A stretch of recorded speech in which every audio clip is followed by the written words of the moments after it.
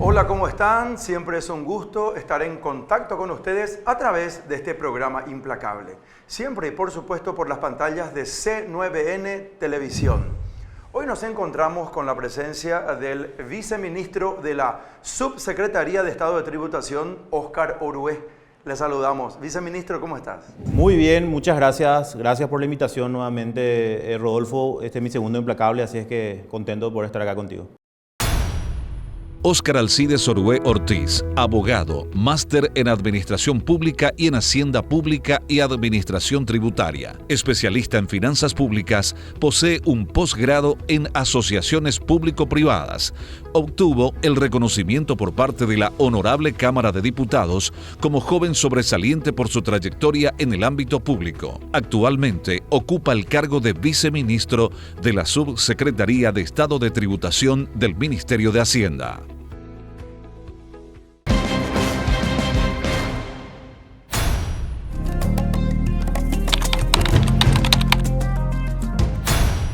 Bueno, y saber un poco cómo está el viceministerio a tu cargo, un lugar, un sitio tan sensible, donde recuerdo que en programas anteriores, no solamente en Implacable, en otros programas te escuché decir que lo que es seguro es la muerte y que uno tenga que pagar los impuestos también, ¿verdad? Sí, la verdad que es un poco difícil, no es un cargo fácil, no es un cargo sencillo. Tuvimos muchos problemas en estos 4 años que me toca estar. Sin embargo, creo que los resultados son muy auspiciosos. Un proceso de formalización, un proceso en el cual hoy hablar de impuestos es un poco más normal, diríamos. En un país donde de cada 10 personas que se dedican al comercio, solo entre 4 o 5 emiten factura, creo que es un paso muy importante, una reforma que hicimos. Creo que este gobierno ha dejado algo que es fundamental dentro de un sistema tributario equitativo y justo, es que implementamos una ley en plena pandemia, imagínate. Entonces realmente fue complicado. Fue difícil, pero bueno, estamos cerrando con muy buenos números, lógicamente con muchos problemas. Uno de ellos seguramente que vamos a hablar del sistema Marangatú, que tuvimos muchos reclamos y estamos trabajando en ese sentido. Pero podemos decir que, por ejemplo, en el 2022, un año donde no creció en la economía, donde solo se tuvo un empate técnico, como se dice, tuvimos un aumento del 15% de la recaudación. Y tanto enero como febrero de este 2023, superando al 2022, eso habla claras de que esperamos de que este año 2023 sea un año donde mejore la economía. Cuando hablamos de mejorar la economía, estamos hablando que la gente le sobre un poco más, que tenga un poco más de holgura económica y bueno, que le vaya bien en lo que está haciendo.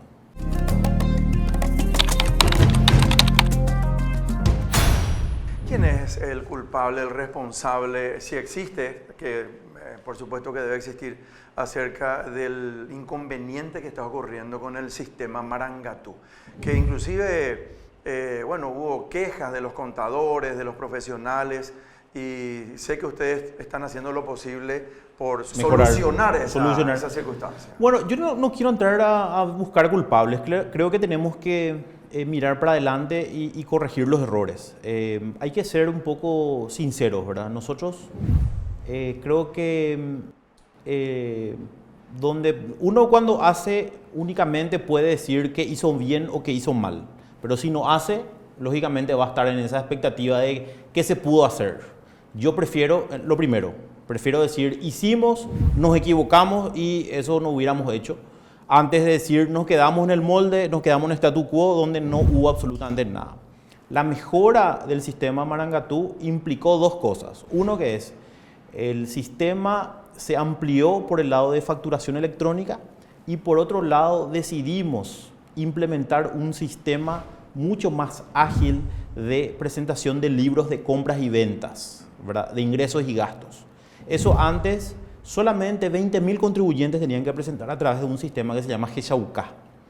Eso lo quisimos generalizar para que todos los contribuyentes presenten. Y ahí es donde tuvimos una serie de inconvenientes en la Resolución General 90, que hoy podemos decir que estamos subsanando. Inclusive creamos una mesa técnica con el Colegio de Contadores y le invitamos a los otros gremios si quieren participar de esa mesa técnica, donde técnicos informáticos se sientan y comienzan a ver cuáles van a ser las mejoras. Esa decisión, lo que hicimos básicamente fue, bueno, hasta junio no vamos a cobrar ninguna multa si es que se presenta tarde o si no se presenta esa declaración, ni tampoco genera tu CCT, tu certificado de cumplimiento tributario o tu timbrado, que es para emitir tu factura. O sea, no va a generar ningún incumplimiento. Eso es lo que decidimos y que nos parecía lo más correcto, lo más justo, porque evidentemente ese sistema no estaba funcionando. Ahora, la gente confunde lo que es el Marangatú de lo que es el registro electrónico de comprobantes. Esa RG90, ese registro electrónico de comprobantes, hoy es como que estamos haciendo un testeo para que eso funcione perfectamente y en junio ya que no haya ningún inconveniente, ¿verdad? Pero el sistema Marangatú sí tuvo una serie de inconvenientes, pero eso ya está solucionado, ampliando los servidores, haciendo todo un proceso de mejora del sistema. El fin de semana pasado habíamos hecho 2 actualizaciones, tanto sábado como domingo. Y bueno, esta semana que pasó fue una semana muy importante porque vieron los primeros vencimientos del impuesto a la renta personal. Entonces podemos decir, más allá de culpables o no, lo que tenemos que decir es que tenemos que hacer estas mejoras porque únicamente así vamos a conseguir que haya una lucha directa contra la evasión de impuestos y ya no la utilización de facturas falsas, porque el sistema valida ya las facturas hoy con la RG90. No se tiene que esperar un control, no se tiene que esperar que pasen 4 o 5 años y después uno tiene un problema. O sea, por ejemplo, si Rodolfo González recibe una factura que es falsa, hoy cuando cargan el sistema él ya va a poder saber si es falsa o no. Entonces, antes no era así. Antes no era así y era todo un problema detectar ese esquema de... Entonces, evidentemente los controles también algún sector molesta. ¿Cuál es el sistema de trazabilidad para saber que una factura es falsa, por ejemplo? Bueno, anteriormente uno miraba... ¿Qué sucedía anteriormente? Había esquemas de clonación de factura. O sea, podían clonar una factura de Óscar Uruguay con el mismo número de timbrado y el mismo número de factura. Y había 2 facturas que estaban circulando dentro de lo que es el comercio o la economía en sí. Entonces, nosotros comenzamos a detectar eso cuando veíamos que una misma factura se declaraba en 2 empresas diferentes. Entonces ahí decíamos, bueno, acá hay un problema. Detectamos y eliminamos muchos esquemas, hicimos denuncia en fiscalía, hicimos allanamientos con fiscalía y tuvimos un resultado muy importante. Casi 50 millones de dólares recuperamos de esos esquemas que evadían. Pero decíamos, bueno, tenemos que dar un paso más. Ese paso era que se pueda registrar electrónicamente ese comprobante cuando vas a declarar mensualmente si sos, por ejemplo, contribuyente IVA. Si sos contribuyente de IRP, declarás una vez al año, ¿verdad? Entonces, todas esas facturas que uno usa para sus gastos, entonces puede cargar y validar. Entonces, ¿qué significa? Ahí sí aceptamos que hubo una serie de inconvenientes que, lógicamente, como dije, estamos solucionando gradualmente. Pero el Marangatú en sí no tiene los inconvenientes que la gente o que algunos contadores dicen que tiene, ¿verdad? Porque lo que ellos piden es una exoneración total de las multas. Y eso hoy, con lo que nosotros vimos, no podemos implementar. ¿Por qué? Porque eso va a hacer de que el cumplimiento voluntario disminuya. A ver, pero los contadores y profesionales piden una exoneración de la multa por la ¿Qué? presentación de tu IVA o de tu IRP, por ejemplo. Bueno, pero el que haya existido un inconveniente en el sistema Marangatú, ¿proscribía esa oportunidad de presentación? Claro, si es que evidentemente hubo problemas y, por ejemplo, el día de mi vencimiento yo no pude presentar y tengo el print screen de la pantalla que me dice, me salió este error, ahí sí le excluimos la responsabilidad y no le vamos a multar. ¿Verdad? Sí, eso sucede porque seguimos el vencimiento. Hasta el 25 de este mes tenemos vencimiento, entonces puede darse eso, no, yo no descarto. Pero con las mejoras que se implementaron en este tiempo, yo creo que ya se disminuyó bastante esa posibilidad de que pueda existir o pueda haber más problemas.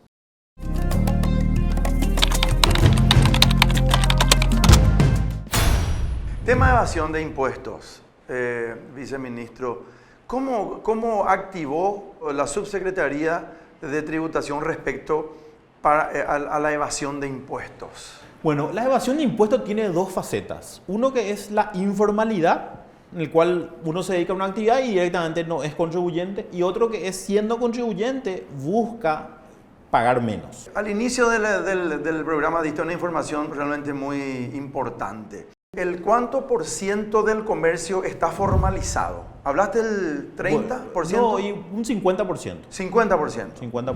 O sea, existe 50% de una economía subterránea que se le llama, Así ¿verdad? mismo, sí. Bueno, yendo al tema de la evasión de impuestos, se divide en dos. Uno, aquellos que no están formalizados. Exactamente. Y por otro, la gente que sí está inscripto. La gente cree que estar inscripto es ser formal. Sí, es ser formal, pero también la formalidad implica pagar correctamente los impuestos. Claro, el cumplimiento. El cumplimiento, ese voluntario que tiene que hacer el contribuyente. Bueno, ahí tuvimos una serie de inconvenientes. Vimos que muchos, por ejemplo, utilizaban facturas falsas para justificar gastos que en realidad no hicieron, ¿verdad?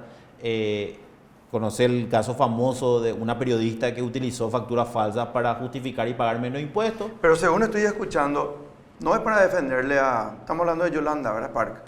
No es para defenderle, pero, a ver, ella pudo haber incurrido en un error involuntario. En esa época, digo, porque... Claro, puede ser, o sea, nosotros nos descartamos eso. O también escuché que le culpó al contador. Exactamente. A lo mejor el contador sí sabía, pero ella no. Normalmente lo que yo recibo, yo todos los días recibo a la gente y lo primero que me dicen es el culpable es el contador, ¿verdad? Bueno, yo no puedo generalizar y no es correcto generalizar. Claro. Hay muy buenos contadores y yo les respeto mucho, ellos son coayudantes de la administración tributaria y por eso justamente siempre estamos dialogando. A lo mejor con algunos más que con otros porque siempre hay esa rivalidad o ese conflicto entre ellos propiamente, ¿verdad? ¿Existe alguna sanción o sanciones para contadores profesionales que incurran en esta clase de errores? Desde el punto de vista administrativo no hay ninguna sanción. Desde el punto de vista administrativo el contador no es responsable. ¿Quién es responsable? El contribuyente.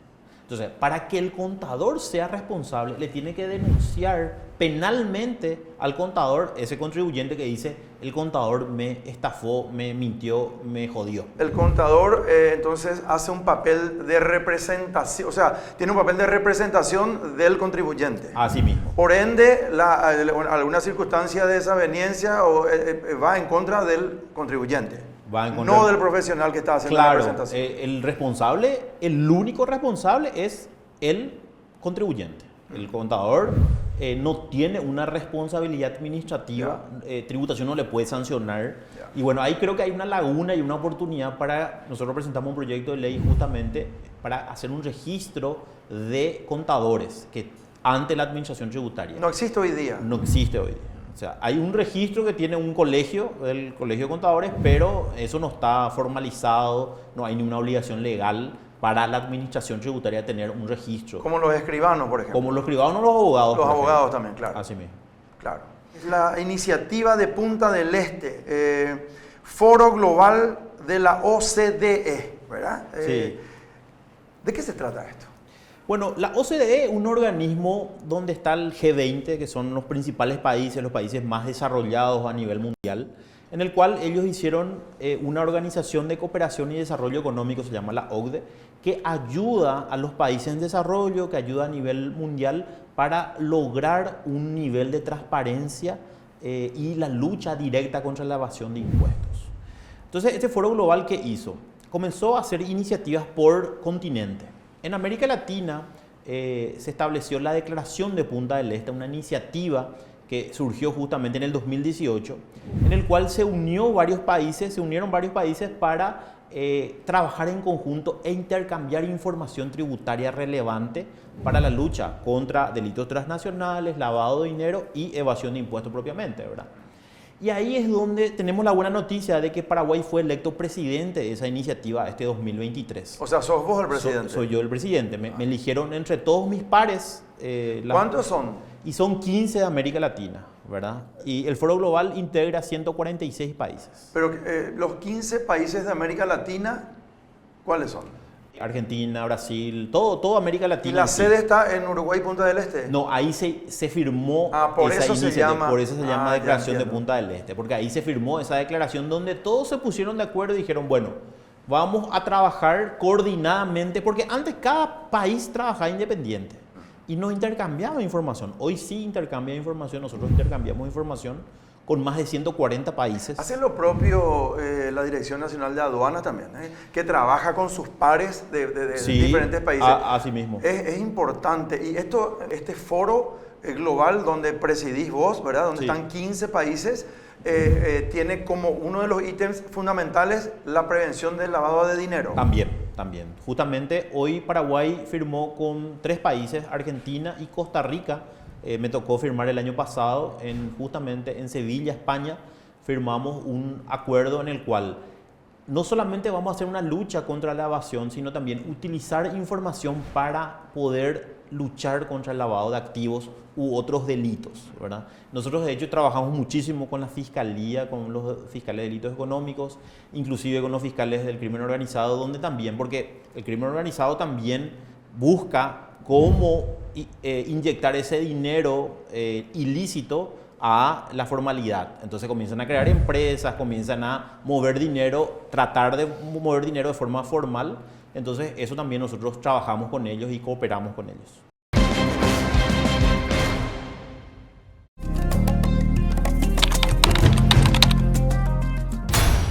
Le escuchamos decir al ministro de Educación y Ciencias, Nicolás Zárate, que hay que cobrar más impuestos, en este caso específico para que el Ministerio de Educación y Ciencias tenga mayor rubro, mayor presupuesto. Y se quejaba de que intendentes y gobernadores supuestamente habían dilapidado dinero del FONACIDE. ¿Qué opinión te merece? Yo sé que esto tiene que ir con un proyecto de ley. Él habló de subir un punto más el IVA, que en vez del 10% sea el 11%. Pero, ¿qué opinión te merece respecto a la distribución de los impuestos? Si bien no es mucho lo tuyo, sino que lo tuyo es recaudar y va en forma concatenada con otras situaciones y entes, pero ¿qué opinión te merece? Bueno, yo respeto la posición del ministro de Educación, es una posición formada. Ahora bien, hay que analizar un poco la coyuntura. Estamos en un momento donde estamos implementando una ley. Yo creo que hay que dejar implementar la ley, hay que implementar todos los controles que estamos haciendo, que la administración funcione 100%, de tal manera a poder hacer esa lucha contra la evasión. Y tenemos que lograr que los que no están pagando, los que no están formalizados, se formalicen. Y no cargarle al que está formalizado y al que está pagando, cargarle con más impuestos. ¿Vos no estás de acuerdo en por ejemplo, no estoy crear de acuerdo más impuestos o subir las tasas? Yo no estoy de acuerdo. En este momento, no hacer eso. Nosotros tenemos que concentrarnos en formalizar, en hacer más grande la base tributaria. ¿Qué significa eso? Que haya más contribuyentes. Imagínate, Rodolfo, de 3.500.000 personas económicamente activas, solamente 1 millón de contribuyentes tenemos. O sea, entre personas físicas y jurídicas, o sea, empresas y personas físicas, solo 1 millón aportan directamente. ¿Directamente qué significa? Vos tenés un negocio, ¿verdad? Y vos sos el que pagas, pero en realidad, o sea, vos haces el proceso del pago, pero el que paga es el consumidor final porque se sostiene en el IVA, que es un impuesto al consumo.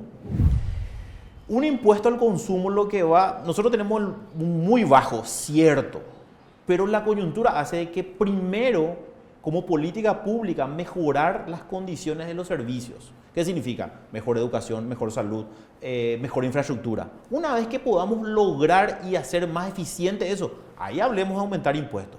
Pero cuando hablemos de aumentar impuestos también tenemos que hacer que todos paguen. Claro. Porque al final hoy, si aumentamos, van a terminar pagando los mismos. Entonces eso es un castigo para el que está cumpliendo, Claro. está cumpliendo con las formalidades. Entonces nosotros que estamos pagando, yo pago IRP, seguro que vos también, va a ser que vos pagues más, sin embargo otros que no están pagando nada, estén tranquilos. El otro va a cargar con más peso y el otro va a seguir trabajando en la informalidad y va a tener la posibilidad de poder, en este caso, evadir. Hay que recordar, Rodolfo, que la evasión de impuestos es un delito precedente del lavado de dinero ya hoy. O sea, si a vos te cachan evadiendo impuestos, te pueden procesar por lavado de dinero también. Eso es importante. A partir del 2020 salió la ley y eso mucha gente hoy no sabe, ¿verdad? O sea, uno evade impuestos y está ya en en los primeros escalones del lavado de dinero. Exactamente, así mismo. Entonces es algo que la gente, los empresarios, los comerciantes, la ciudadanía en general tiene que saber, ¿verdad? O sea, cada vez más se va a ir cerrando y eso únicamente con la tecnología. Vos me preguntabas recién cómo se hizo para lograr todo esto. Y la única forma, Rodolfo, es la tecnología, ¿verdad? Y capacitarle a la gente. Hay recursos humanos de primera en la administración tributaria, somos 1.100 funcionarios en total. Entonces, a nivel de América Latina, somos la administración más baja en cuanto a recursos humanos, si comparamos con otros países en base a las estadísticas. Entonces, tenemos que hacer que haya una mejor administración en base a recursos humanos capacitados, preparados, y bueno, y con ese compromiso de hacer bien las cosas como estamos acostumbrados nosotros.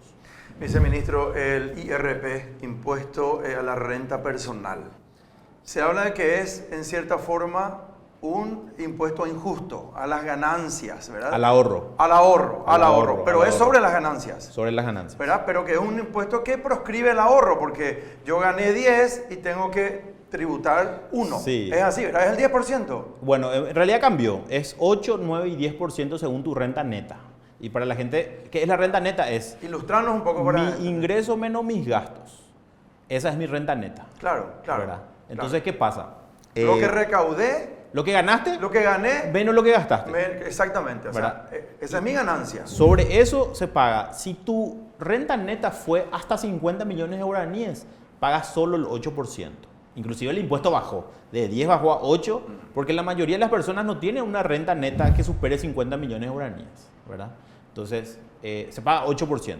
Si tu renta neta va de 50 a 150 millones de guaraníes de renta neta, es 9%.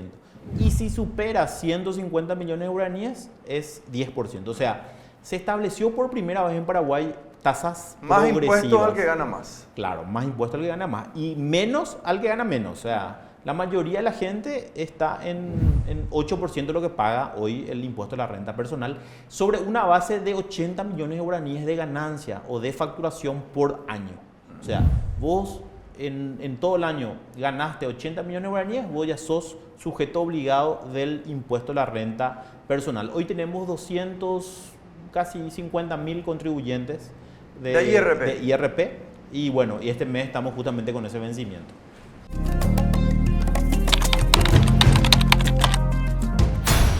Viceministro, ¿cómo está la recaudación? Año 2022, año 2023, estos primeros 3 meses del año 2023, ¿cómo estamos en comparación año anterior, año actual? Bueno, ahí podemos decir de que estamos bastante bien, Rodolfo, ¿verdad? Justamente eso es uno de los temas, ¿verdad? ¿Cómo es que si el sistema Maracatú colapsa, cómo es que podemos recaudar? Esa es una pregunta que tenemos, una pregunta existencial, ¿verdad?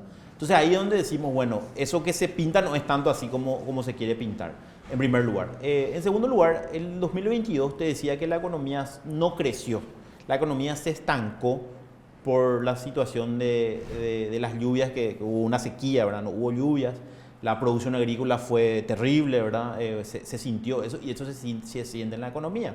Como somos un país agrícola pecuario en mayor proporción, eso afecta. Entonces, en el 2022 no tuvimos un crecimiento del PIB, del Producto Interno Bruto, sin embargo sí tuvimos un aumento del 15% 10% de la recaudación. ¿Y eso qué significa?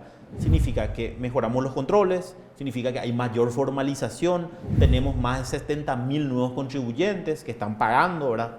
Eso es muy importante. ¿De qué año a qué año tenemos 70.000? Solamente 2022. Desde enero de 2022 hasta diciembre de 2022 tenemos casi 70.000 contribuyentes nuevos. Eso habla claras de que hay un proceso de formalización que estamos trabajando. Y eso no es solamente tributación. La gente dice, bueno, tributación es el culpable. En realidad somos todos. O sea, yo cuando me voy a comprar de un lugar algo, yo le tengo que pedir la factura. Y eso es una cuestión de cultura, es una cuestión de nociones básicas, como no tirar la basura en la calle, ¿verdad? O sea, eso es algo que tenemos que introducir dentro de nuestra conciencia y tenemos que enseñar a nuestros hijos que ese es el camino para que nosotros tengamos un país decente, un país mejor, un país donde podamos crecer todos y que todos cumplan reglas iguales, que no haya esa diferencia. Porque cuando hay esa diferencia de que uno puede, el otro no puede, es lo que realmente no se cumple lo que es el Estado Social de Derecho, que al final lo que pregona es que el mejoramiento de nuestras condiciones humanas, sociales, lógicamente sean mejor cuando se cumplen las leyes y es realmente justo todo el sistema que se está implementando. Como última pregunta, viceministro, a 5 meses y un poquito más de la finalización de este gobierno, que se va en el mes de agosto próximo, el 15 de agosto, va a asumir un nuevo presidente de la República. Y amén de que puedas ser de nuevo confirmado en tu cargo,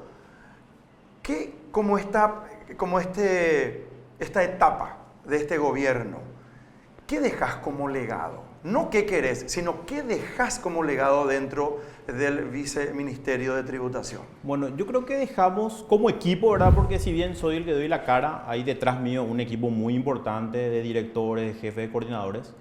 Creo que lo que dejamos es una mayor conciencia, una mayor cultura tributaria. Yo creo que eso es el legado.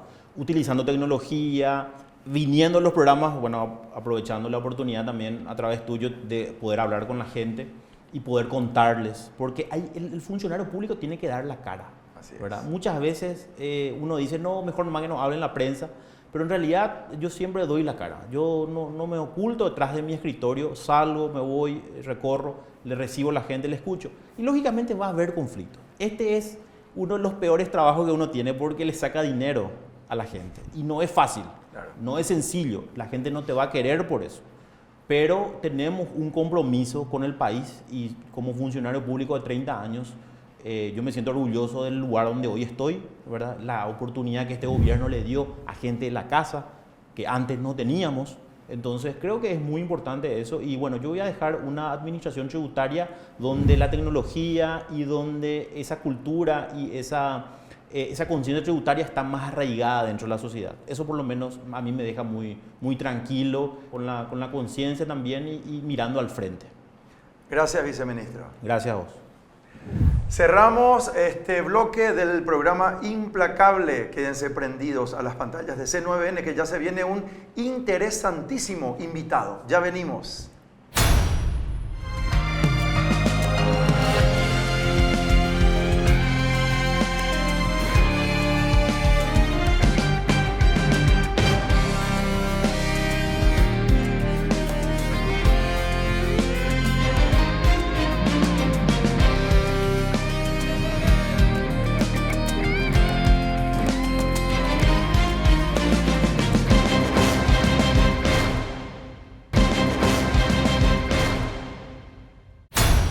Seguimos en el programa Implacable.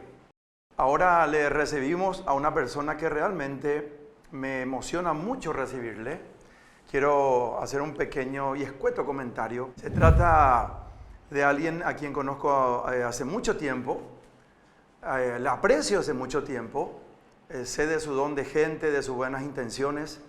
Estamos hablando del querido Rubencito Rubín, hijo de mi hermano en el afecto Pablo Rubín y nieto de don Humberto Rubín, el maestro, considero, de todos quienes nos dedicamos en alguna forma a los medios de comunicación. En mis primeros pasos en Radio Ñandutí el programa de Rubencito Rubín nos pasaba la posta a mi señora esposa y a mí, Marlucy, en un programa denominado Vamos por Más Paraguay. Y posteriormente, después de unos meses, años, don Humberto Rubín, terminando el boletín gigante, nos pasaba la posta a nuestro programa Vamos por Más Paraguay. Una radio que es facultad y masterado, sin ninguna duda, de todos, repito, quienes nos dedicamos a los medios de comunicación. No podía dejar de decir esto antes de darle la bienvenida a Rubencito Rubín. ¿Qué tal? ¿Cómo estás? Rodolfo, un gustazo estar contigo, con tu gran audiencia, y gracias por las buenas impresiones, por las buenas palabras. Rubén Rubín está casado con Camila Rienzi, tiene 2 hijos, Benjamín y Rafael, empresario televisivo. Estudió TV, cine, producción de TV y cine en Madrid, España. Fue director de radio Rock and Pop, locutor de programas de radio y conductor de programas televisivos. Actualmente es candidato a diputado por el Departamento Central.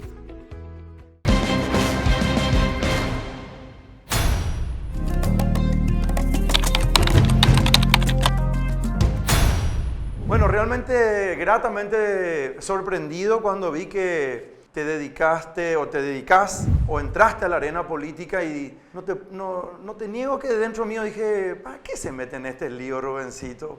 Una persona que se formó muy bien en todo sentido, sé que sos empresario desde joven, ¿para qué te metes en el lío de la política? Y dije después, conozco de sus buenas intenciones y quizás sea un estadio diferente para servir mejor a los demás. Pero contame vos, por favor. Vos sabés que la segunda persona con la que hablé fue papá.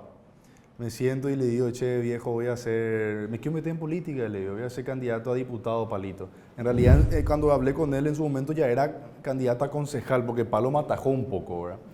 Y él me dice, no, mi hijo, ¿para qué te vas a meter? Te vas a fundir en una política, un desastre. Que es mucho de lo que escucho yo hoy haciendo campaña también, ¿verdad? O sea, la clase política no solo nos privó de ciertos derechos fundamentales, sino que también nos sacó la esperanza. Eso es lo que a mí más me duele de repente caminando, haciendo campaña, interactuando con la gente. La gente perdió hasta la esperanza, o sea, hasta ese punto llegamos, ¿verdad? Pero ellos instalaron muy bien, yo creo que la clase política tradicional instaló muy bien, no se metan en política, el que se mete en política es para robar, la política es mala, todos esos cucos y paradigmas que instalaron, que me costó inclusive a mí romper, ¿verdad? Yo tuve un proceso interno de casi 1 año y medio, que empezó un poquito antes de la pandemia y siguió, ¿verdad? Fase 0 como que aceleró ese proceso y nada, ¿verdad? Pero finalmente me costó mucho convencerme a mí mismo, pero finalmente hoy estoy decidido. Ahora hace un año, un mes, que le llamé a cada uno de mis clientes, que le pedí yo mismo para cortar relaciones comerciales porque me iba a dedicar 100% a la campaña. Yo no soy un candidato que después se va y hace radio, que después se va y hace oficina. Yo desde que me levanto hasta que me acuesto, hace poquito más de 1 año, me dedico a hacer política, a estar con la gente, a caminar, a recorrer, a escuchar. Y la verdad que no estoy probando, no estoy viendo a ver qué tal, no estoy dedicándole a medias a este proceso en campaña. Yo estoy camino al Congreso 24/7. ¿Qué aporte querés dar desde de la Cámara de Diputados, en este caso específico? Muchos. Primero y principal, yo quiero hacer una revolución cultural. Yo creo que necesitamos una reforma moral más importante que cualquier otra reforma, es la reforma moral de nuestra clase política.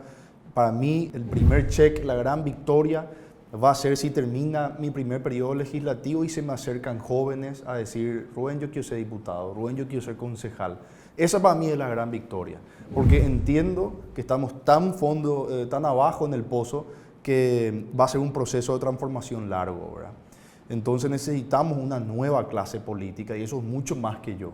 Eso yo todo claro, o sea, mi incursión en política no es personalista.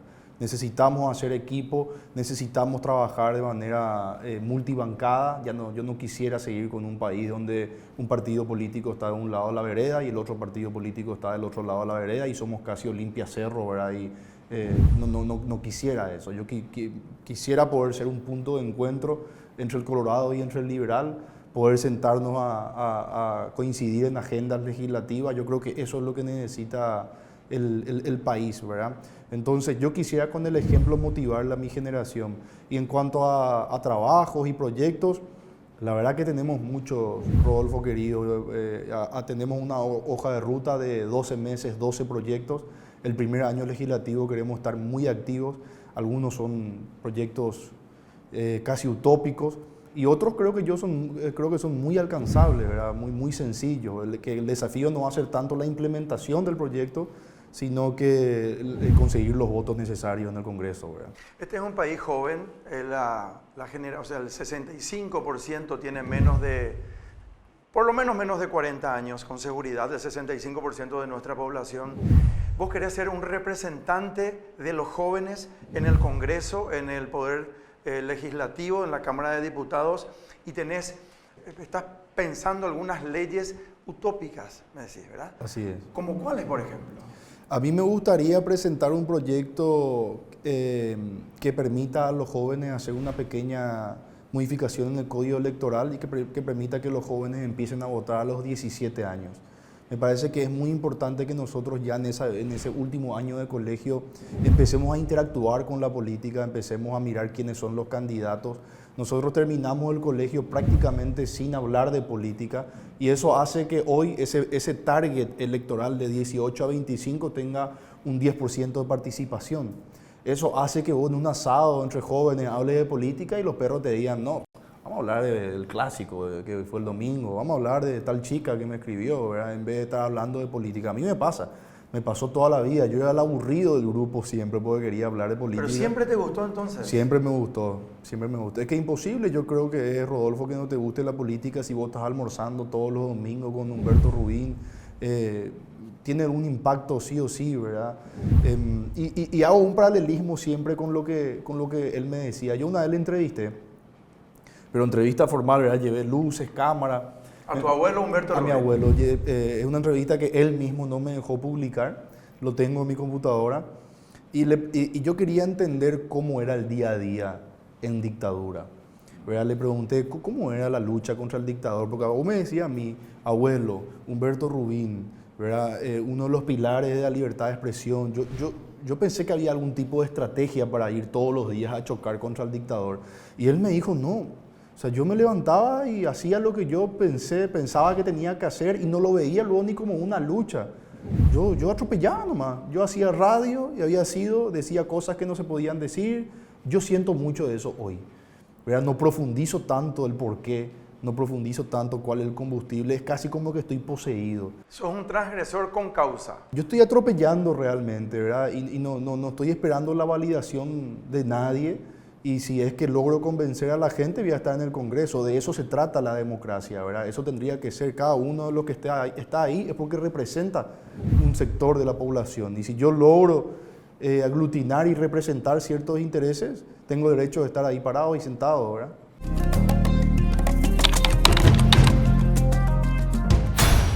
Escuché campaña de campo. ¿Qué es campaña de campo? ¿Vos estás haciendo campaña de campo? Así es. Nosotros decidimos hacer un trabajo de campo muy agresivo. ¿De qué se trata la campaña de campo?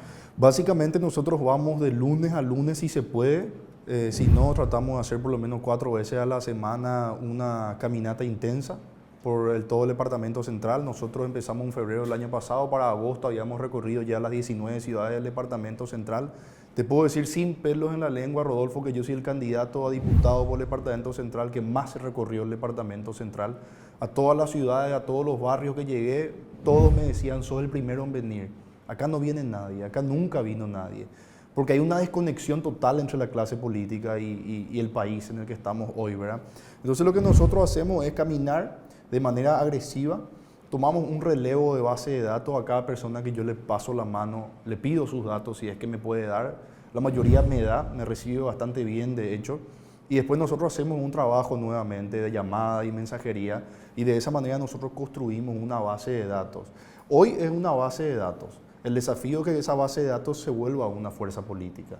¿No le estás tirando ideas a otros que no están haciendo lo que haces vos? No, porque no tienen las ganas, no tienen la energía. No, porque lo que escucho realmente es fabuloso. Vos estás utilizando la tecnología para llegar a la mayor cantidad de gente y me imagino ser un puente para escuchar, por un lado, sus peticiones y darle soluciones. Así es, pues nosotros vamos casa por casa, ¿eh? Si bien utilizamos la tecnología, porque muchísima gente llegó a mi base de datos a través de las redes sociales, si a mí me escribe alguien en redes sociales y me dice, Rubén, yo te voto, yo te apoyo, yo no le digo gracias. Yo le digo, me a tu casa mañana, recibime mañana, habla con tu amigo, habla con tu vecino, habla con tu gente, mañana me voy a saludarte. Y me voy y le paso la mano y ahí hablamos, le escucho. Y realmente estamos teniendo una compresión del 98%. O sea, yo de cada 10 personas que paso la mano, prácticamente 9 se suman al equipo, ¿verdad? Y hoy la base de datos tiene vida propia. Si yo le pasé a Rodolfo la mano en Itagua, Rodolfo ya me presentó a 30 personas. Entonces, si yo le paso la mano a 1000 personas, en realidad le paso la mano a 30.000. Y estamos haciendo un trabajo muy fuerte de voluntariado, de base de datos. ¿Por qué? Porque yo no tengo esa base partidaria que tienen los partidos tradicionales. Y a mí muchos asesores y muchos políticos me dicen, Rubén, vos sos un político outsider, vos no sabés quién te va a votar. Mucha gente te va a votar sin que vos le pases la mano. Y está bien, le digo, pero o sea, yo quisiera tener el día de llegar con una base de datos de voluntarios de por lo menos 25.000, 30.000 personas. Y después si me votan 30.000 más, bien, ¿verdad? Pero yo me niego a levantarme ese día a tomar un cafecito a ver qué tal nos va, ¿verdad? Entonces estamos haciendo un gran trabajo y estamos armando un gran equipo logístico para ese día. ¿Qué escuchas como reclamo fundamental y principal de la gente? Esas personas que vas y le estrechas la mano y te mira y ve en Rubencito Rubín, una esperanza de cambio, una esperanza de que por lo menos pueda haber la luz al final del túnel. ¿Qué te dice la gente en la generalidad? Mira, muchas cosas, solamente que cuando vos estás en aprietos es muy del hoy, ¿verdad? Entonces, si vos me hablas de reforma educativa, de reforma de salud, de reforma de transporte público, son todas urgencias, ¿verdad? Pero cuando vos utilizás la palabra reforma, necesariamente estás hablando del mañana y las necesidades son del hoy. Entonces, el tema número uno que nosotros rescatamos de nuestro trabajo de campo es inseguridad.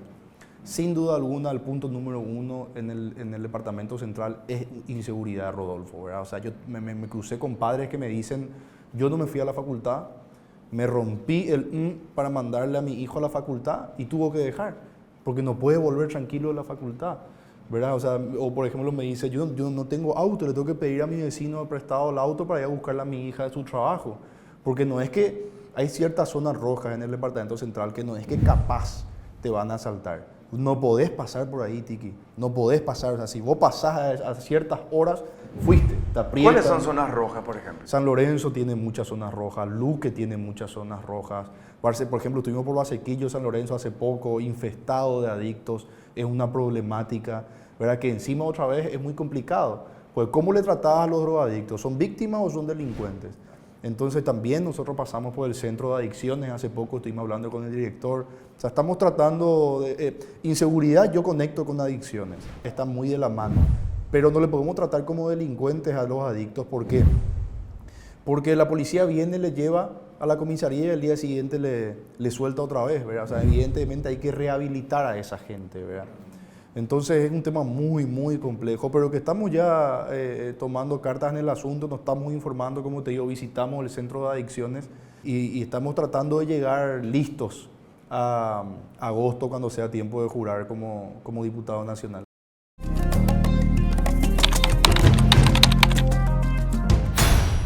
¿Crees que deben haber leyes diferentes o tenés pensado proponer leyes respecto a esto que me estás diciendo? A un adicto que se le trata como delincuente, ¿alguna ley que pueda soslayar esas circunstancias, Rubencito? Sí, yo creo que primero y principal tenemos que sentarnos con profesionales de la salud pública y empezar a hablar de la adicción como una enfermedad. Pero al mismo tiempo yo le quiero garantizar a los paraguayos de bien tranquilidad. Entonces a mí también, dentro de esos 12 meses, 12 proyectos, está un proyecto de ley que en el tema de inseguridad que plantea, como lo planteó en su momento Estados Unidos, un tema también con las drogas, del tema del strike, le decían ellos, ¿verdad?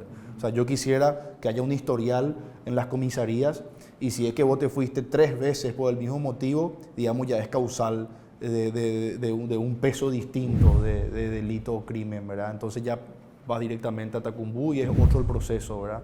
Porque si no, estamos con personas que prácticamente se la agarra 3 veces por semana y después se le suelta otra vez, ¿verdad? Porque cierto es, él está enfermo y es un adicto, ¿verdad? Hay que tratarlo como enfermo, yo creo firmemente eso. Pero si vos, o sea, sos un adicto delincuente si es que robás y asaltás, ¿verdad? Ahora, si vos sos simplemente un adicto, estás enfermo. Pero estar enfermo no te da una vía libre para que vos vayas a delinquir, ¿verdad? Entonces, yo como te digo, yo en Barsequillo, de vueltas, porque se me sorprendió mucho San Lorenzo, estábamos caminando y todos los puntos de venta, todas las farmacias, todas las ferreterías parecían búnkers. O sea, porque me decían, yo no puedo tener la puerta abierta acá, o sea, me vienen, me aprietan, ¿verdad? Entonces, ¿cómo nosotros vamos a dejar de acompañar a ese paraguayo de bien que quiere trabajar todos los días, que igual hace lo imposible para sobresalir, ¿verdad? Entonces, para mí esa gente es la prioridad.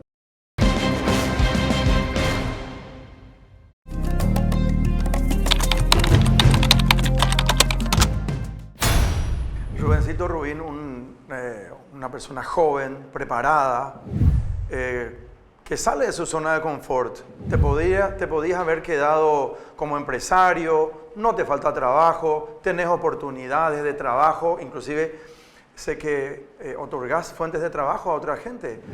Sin embargo, te salís de tu zona de confort a recorrer sitios, a estrechar manos y a hacer la esperanza para aquel que realmente quiere un mejor porvenir, un mejor Paraguay.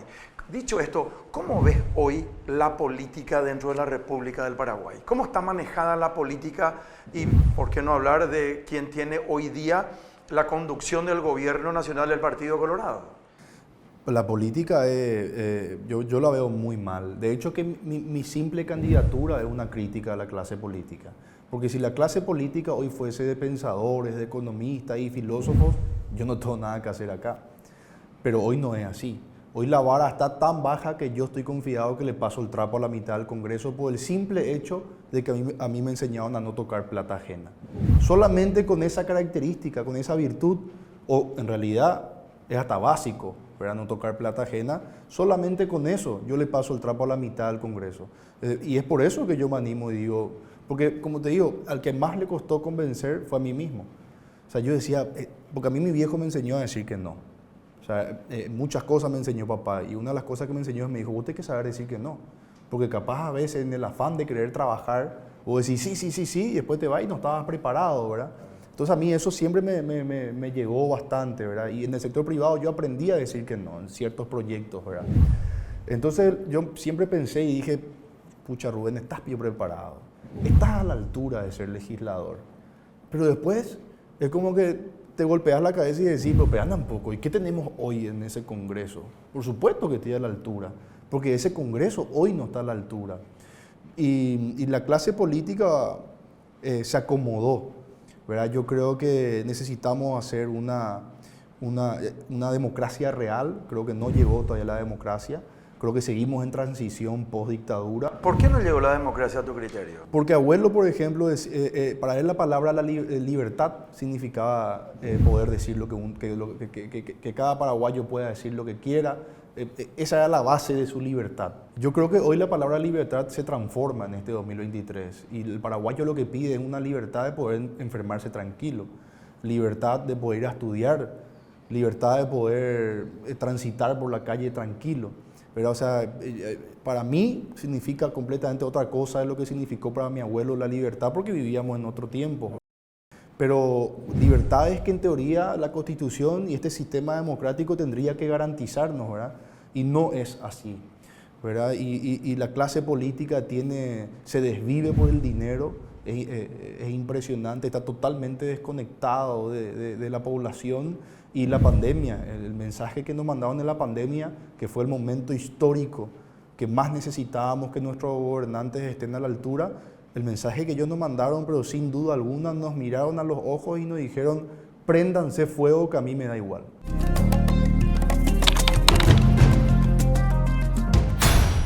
¿Sos papá? ¿Tenés 2 hijos? ¿Te casaste hace...? Joven, 5 años voy a cumplir ahora. 5 años de casado. Sí. Háblame un poquito de tu familia. Y nada, ¿qué puedo decir? Mi señora todo lo que está bien. Decidí casarme con ella, me acuerdo que fue, ¿sabes cuándo fue? Tuvimos un choque fuertísimo. Yo acababa de volver de Madrid, me fui a estudiar producción de televisión y cine, y al volver tuvimos un choque fuerte, me mandó a la miércoles por algo que hice. ¿Un choque, o sea, una discusión? Una discusión. Ya. Y ahí dije, bueno, yo me voy a casar con ella. ¿Verdad? Totalmente contradictorio, porque los perros en su momento, ¿sabes? Los perros en el oído, ¿verdad? No sé cuánto, no te entienden, no sé, los malos amigos de repente. La mala junta. Y yo al revés, ¿verdad? Yo dije, yo quiero a alguien que me diga lo que no quiero escuchar. Al contrario, ¿verdad? Entonces fue súper contradictorio. Nos distanciamos así 2 o 3 días porque fue una pelea muy fuerte. Al final vine y le dije, casémonos, ¿verdad? Y después a partir de ahí, rápidamente me di cuenta que a su lado yo empezaba a ver mi mejor versión. Que es algo que yo ya sabía que iba a pasar, ¿verdad? O sea, con abuela Gloria presente, mi abuela fue la primera ministra de la mujer de este país. Y yo entiendo lo que es la importancia de tener una mujer fuerte al lado, ¿verdad? Entonces yo sabía que si llegaba esa mujer a mi lado, yo realmente mi potencial no tenía límites. Y hoy me siento así, hoy a su lado me siento como un superhéroe, y ni qué decir ahora con 2 nenes, ¿verdad? Que el niño te trata luego así, ¿verdad? Como un superhéroe, ¿verdad? Y la responsabilidad que tengo para con mis hijos es total. Parte de mi motivación es dejarle un buen legado a mis hijos, ¿verdad? Yo, después de que se fue Humberto, yo entendí la importancia del legado, ¿verdad? Tiene un impacto demasiado grande en los hijos y en los nietos. Entonces yo quisiera, cuando yo me vaya, yo no quisiera que digan, él era el que más rating tenía, él era muy bueno comercialmente, vendía mucho. Está bien, son virtudes también, ¿verdad? Que si alguien se quiere desempeñar en el sector privado, son buenas virtudes. Pero yo prefiero que mi hijo en la calle le digan que yo era un buen vecino, que yo ayudé a mucha gente, y quizás motivarle a que él haga lo mismo, ¿verdad? Yo quisiera que él trabaje en comunidad. Eso es lo que yo quisiera. Es difícil ser el hijo de Palo Rubín, el nieto de don Humberto Rubín, hablando de tener una identidad propia, hablando de construir un camino con propia identidad, siendo, no podemos negar la preeminencia, ¿verdad? Y realmente lo exitoso de don Humberto, lo exitoso de Palo también, el programa de televisión más largo de la República del Paraguay, El Conejo, siendo el nieto y el hijo de don Humberto y de Palo Rubín, ¿cómo tomas tu propia identidad? ¿Eso ayuda o incomoda en algunas ocasiones? El apellido y la figura de papá y abuelo ayuda en muchas cosas, ¿verdad? Por supuesto, yo estoy demasiado contento de ser quien soy y de la vida, de dónde me puso la vida, ¿verdad?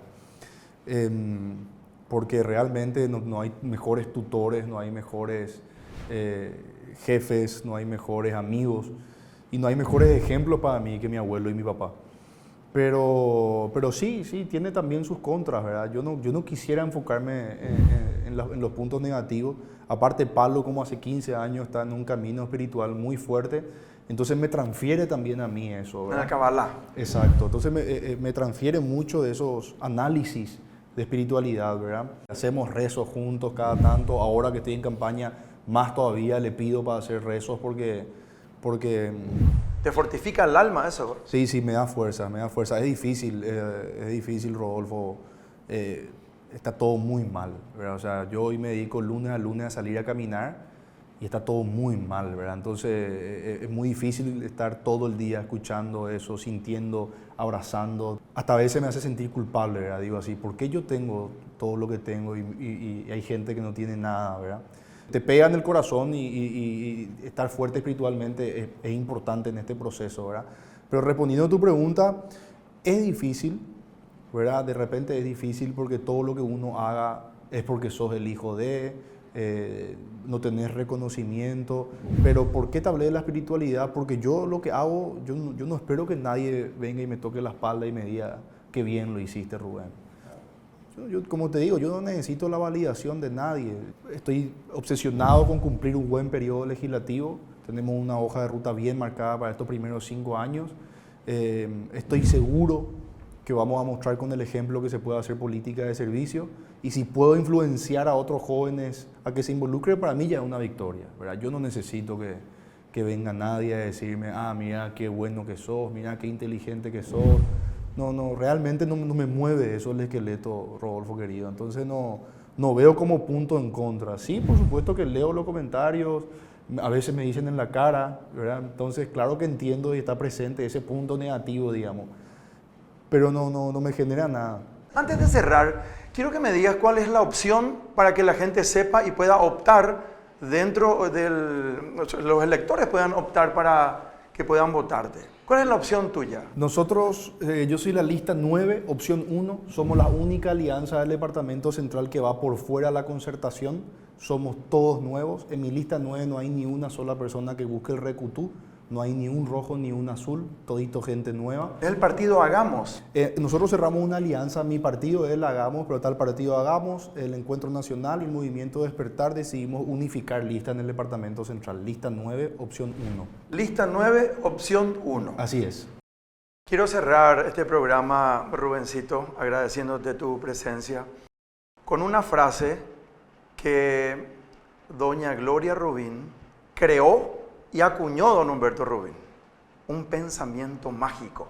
Yo antes creía que don Humberto era quien creó la frase, pero posteriormente me enteré que ella, doña Gloria, fue quien creó y que acuñó don Humberto. Si hacemos un pensamiento mágico, entonces, y le podés tener 50 segundos, un minuto, aquí presente a don Humberto Rubín, ¿qué le decís? Que esté tranquilo y que me toca a mí ahora ahuyentar a los monstruos. Muchas gracias. Así cerramos el programa Implacable, hoy con la presencia de Rubencito Rubín. Si tenés sueños, lucha por ellos, tarde o temprano, todo se cumple. Chao.